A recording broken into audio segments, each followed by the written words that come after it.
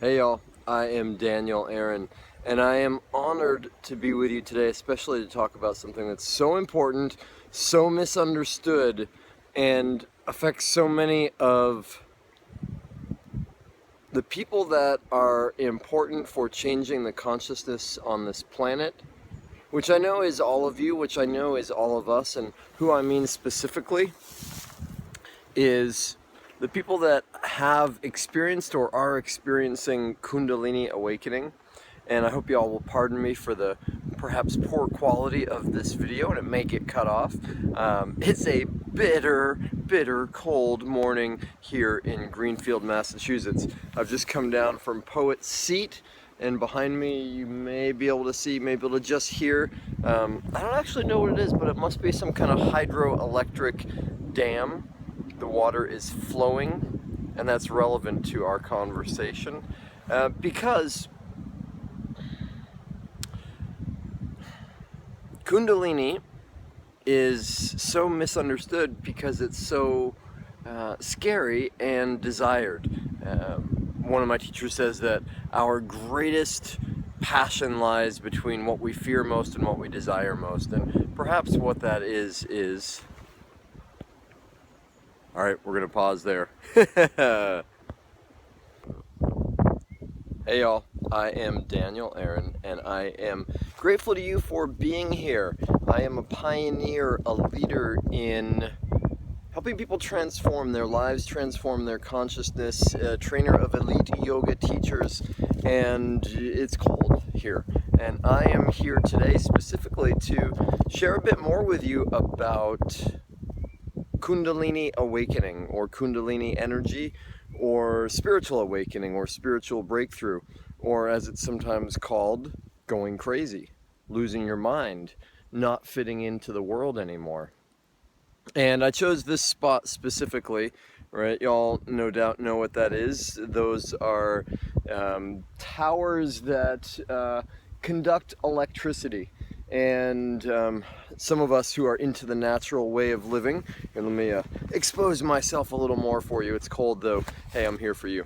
And those of us who are into more of a natural way of living, we often think of those kind of things as something to be avoided because they generate a massive amount of electromagnetic energy, or there's a big electromagnetic field that comes from those. And actually, I'll give you a little more.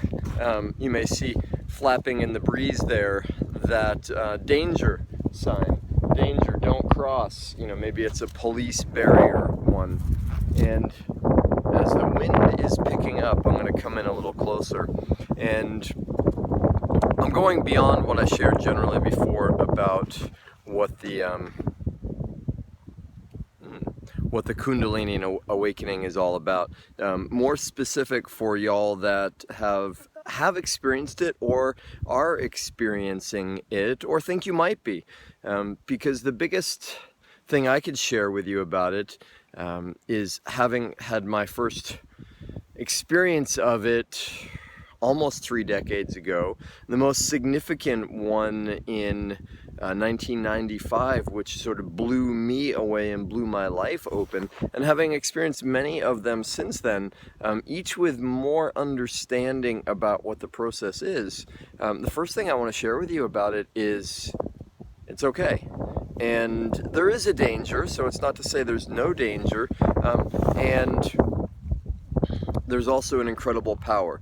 Y'all no doubt have heard how the word crisis or the word danger, I forget which one it is, in an Asian language is composed of a character that can be divided into 2 pieces. One says opportunity and the other says danger. Okay, yeah, crisis.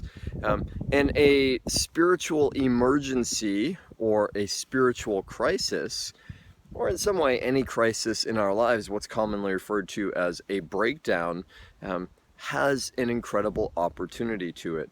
And Kundalini, right, just a quick review, what that usually refers to is an energy. That language comes from the yoga tradition, Ayurvedic tradition. Kundalini is said to be the snake, or the energy that's coiled 3 times at the base of our spine. The language I prefer for it is prana is the energy that goes up, and Kundalini Awakening is the process of moving through, in yoga language, the granthis or the blockages around our chakras that allow the energy to flow up from the base, which is oriented towards survival. Hey, the sun is coming out. The base, which is oriented towards survival, up to what can be known as Christ consciousness or cosmic consciousness, which is part of why you see those images of the Buddha. And other luminaries. The Buddha has the aura, the light, the spiky thing that incidentally looks like a durian. Go figure. Or in the Christian tradition, it's the halo, right? And what that symbolizes in some way is that the energy that has been trapped with me, mine, survival, tribe, fear, has risen up through the Sushumna Nadi up to this area, and poof, it opens us up to a greater awareness and a greater sense of oneness. Now, what could get in the way of that? What could mess that up? And like most things, fear. Because as that energy moves up, we get into unfamiliar territory. And when the energy releases the blockages in us, it can be very alarming. You've probably seen or heard about people that have sort of a shaking thing going on, which I've had hundreds of times in my life, and you know, the vast majority of them really involuntary, where it's like, you know, and I've learned over the years to be able to control it. Like, I know that if that energy is coming up and wants to be something needs to be released, I can control that. I can kind of tone it down and say, hey, later please, and find I'm moving around so much because I'm attempting to get the least wind blockage, and I hope this comes out. If not, I'll record it for you again, because this is so important. Spiritual emergency. In my own example, in 1995, it sort of went wrong in one sense, in that I didn't know what it was. I had no idea to know anything about yoga. I didn't know what was going on. It was disruptive physically, emotionally. I was confused. I was getting tremendous amount of insight, emotional clearings. I would go from feeling an intense sorrow or pain or grief of something I knew had to be released, or something I needed to make amends for my own past, all the way to just unbelievable moments of ecstasy and love and awareness and insight into existence. And it changed so rapidly, I was confused, as were the people around me.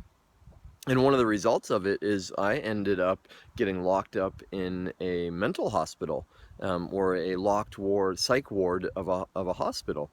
And that's a whole nother story, which I'll share with you a different time. And it was a beautiful story, painful and scary at the time, yet it was a beautiful story because I needed that experience. You know, in part because my sister who killed herself ended up in a locked ward, and I had a lot of sort of trauma and fear stuck around that.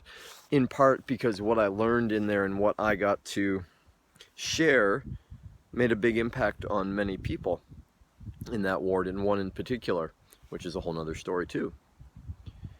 And it was there in that hospital that a nurse, a part-time nurse, incredible man, said to me, hey, you know, you can accept this diagnosis from this kind of local psychiatrist here in Greenfield, Massachusetts, and there may be something useful in it for you.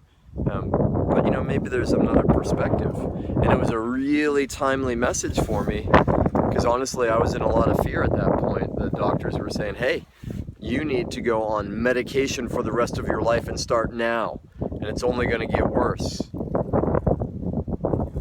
And he said, you know, there's something called a Kundalini Awakening. And that led me, as I got out of the hospital, to explore and deepen what that meant, what healing means. That was what set me on a very direct path to understanding myself and understanding the world. And every time, honestly, I've had another level of awakening, it's been scary. There's fear in it, for sure. And the biggest thing I want to tell you is you're not going crazy. And what is crazy? Krishnamurti said, to be well adjusted to an insane society is not a sign of sanity. It's also been said that when we talk to God, it's called prayer. When God talks to us, it's called mental illness. But you know what?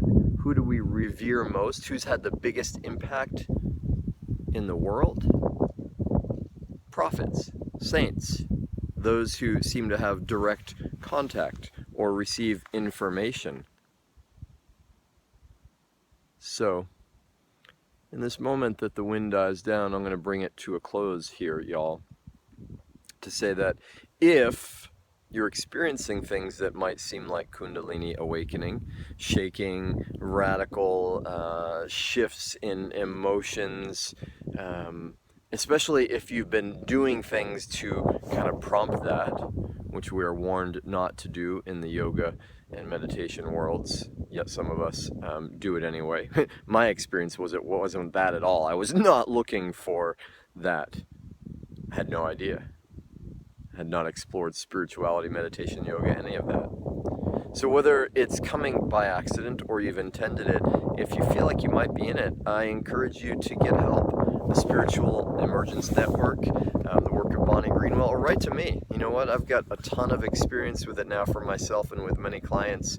And the main thing though, wherever you go, get some help, get some support, learn from others who know that you are having a beautiful thing, right? Almost always on the other side of fear is gratitude, is love, is beauty. And what it really is the shaking away of the blocks to that higher consciousness. What it really is us remembering who we are and who's had the most impact in the world. Maybe Jesus, who said we are here to be in the world, yet not of it. Awakening is the conduction of electrical energy through us, or what we might call God energy, or what we might call spirit. Well, that's one way of looking at it. In any case, I will bring it to a close there, y'all. I hope this has been useful, entertaining. I look forward to sharing more of my story around it at some point if you are interested. And I'm very happy to hear your story and most honored to be of support to you. And again, the main thing, on the other side of fear is beauty. You are beauty. I love you. I thank you. I'm Daniel Aaron, pioneer in consciousness, your servant, listening. Blessed. Hasta luego.